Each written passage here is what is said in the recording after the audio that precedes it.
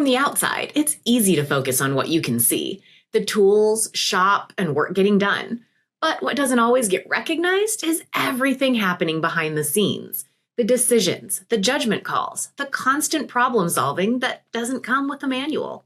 I would say we have to be investigators.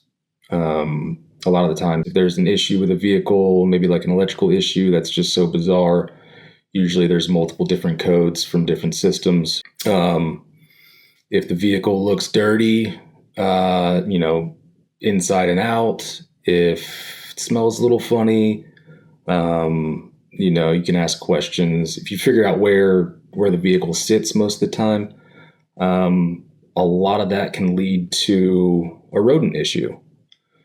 Chewing up wiring harnesses for whatever reason. They love doing that. So we're almost like investigators. We got to, at least for me, I like to get a good look at the car, inside, out, underneath, under the hood, kind of everywhere, just to get a good picture of what's going on with its life. And a lot of those, you put them together, it can really help figure out what's going on, whether it's had, previous work done, if you can find out just by visual inspection, if something looks new or replaced, paint work, body work, stuff like that. Those can always lead to other issues if they weren't done correctly. So that's kind of, I feel like, and it can be underestimated. Mental load and judgment the job actually requires. Most people see the tools and the grease, not the decision making. They rarely get credit for the disasters that didn't happen because they caught something early. Intermittent faults don't always show up on command. Determining whether a fault is electrical, mechanical, environmental, or driver related, and technicians make safety critical decisions constantly. What's something about being a technician that people in the fleet often underestimate? With the role that I'm currently in, we deal with shops. We overlook what they're requesting for repairs. With the background, we're able to say, hey, why would you be repairing this if this is really what's going on? And those don't always need to be repaired every time.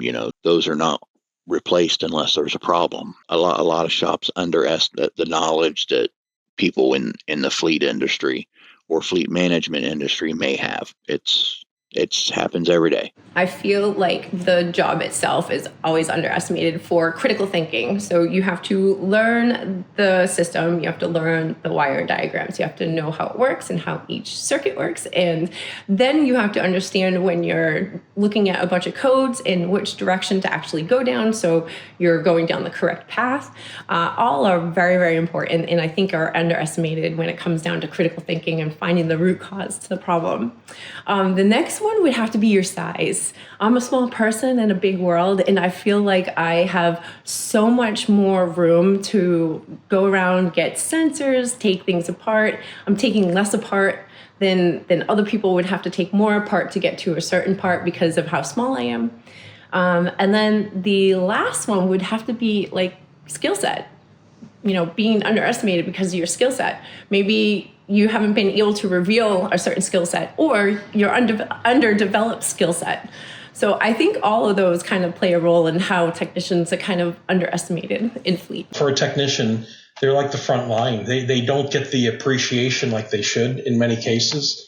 And sometimes the demand, if you're in a smaller operation, sometimes you have to work a lot of late days or even on the weekends to address some concerns.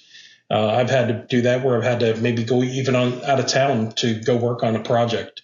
It's not always a 9-to-5 job Monday through Friday. You're usually working when the trucks are in, usually in the midnight shift. You're working on trucks or even on the weekends. Trucks run 24/7 in our case.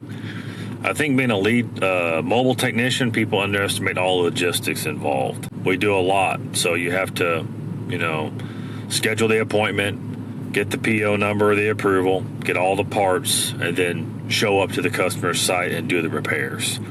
There's a lot involved in that, but I think people underestimate what's all involved in that, because we have to maintain inventory, we have to get everything we need and show up on time to get it done. So there's a lot involved in being mobile technicians. Unlike a shop where you have parts rooms and parts people, we don't have any of that. So it's all done yourself.